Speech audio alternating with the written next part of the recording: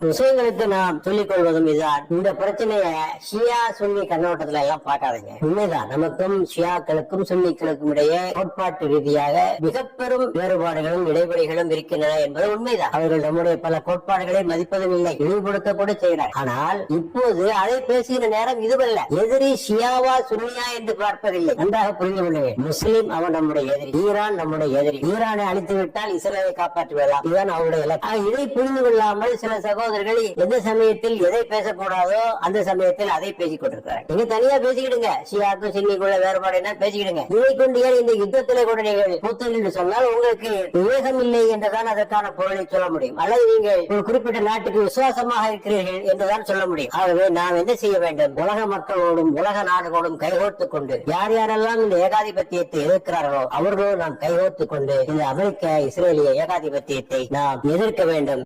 விஷயங்களுக்கு நாம் சொல்லிக் கொள்வதும் இதுதான். இந்த பிரச்சனைய ஷியா சுன்னி கண்ணோட்டத்துல எல்லாம் பார்க்காதீங்க. உண்மைதான், நமக்கும் ஷியாக்களுக்கும் சுன்னிகளுக்கும் இடையே கோட்பாட்டு ரீதியாக மிக பெரும் வேறுபாடுகளும் இடைவெளிகளும் இருக்கின்றன என்பது உண்மைதான். அவர்கள் நம்முடைய பல கோட்பாடுகளை மதிப்பதும் இல்லை, இழிவுபடுத்த கூட செய்கிறார். ஆனால் இப்போது அதை பேசுகிற நேரம் இதுவல்ல. எதிரி ஷியாவா சுன்னியா என்று பார்ப்பதில்லை. நன்றாக புரிந்து கொள்ளுங்கள். முஸ்லிம் அவன் நம்முடைய எதிரி, ஈரான் நம்முடைய எதிரி. ஈரானை அழித்து விட்டால் இஸ்ரேலை காப்பாற்றுவதா, இதுதான் அவருடைய இலக்கு. இதை புரிந்து கொள்ளாமல் சில சகோதரர்கள் எந்த சமயத்தில் எதை பேசக்கூடாதோ அந்த சமயத்தில் அதை பேசிக் கொண்டிருக்கிறார். நீங்க தனியா பேசிக்கிடுங்க, ஷியாக்கும் சுன்னிக்குள்ள வேறுபாடு என்ன பேசிக்கிடுங்க. இதை கொண்டு ஏன் இந்த யுத்தத்திலே கூட நீங்கள் புத்தல் என்று சொன்னால் உங்களுக்கு விவேகம் இல்லை என்றுதான் அதற்கான பொருளை சொல்ல முடியும். அல்லது நீங்கள் ஒரு குறிப்பிட்ட நாட்டுக்கு விசுவாசமாக இருக்கிறீர்கள் என்றுதான் சொல்ல முடியும். ஆகவே நாம் என்ன செய்ய வேண்டும்? உலக மக்களோடும் உலக நாடுகளோடும் கைகோர்த்துக் கொண்டு யார் யாரெல்லாம் இந்த ஏகாதிபத்தியத்தை எதிர்க்கிறார்களோ அவர்களோடு நாம் கைகோர்த்துக் கொண்டு இந்த அமெரிக்க இஸ்ரேலிய ஏகாதிபத்தியத்தை நாம் எதிர்க்க வேண்டும்.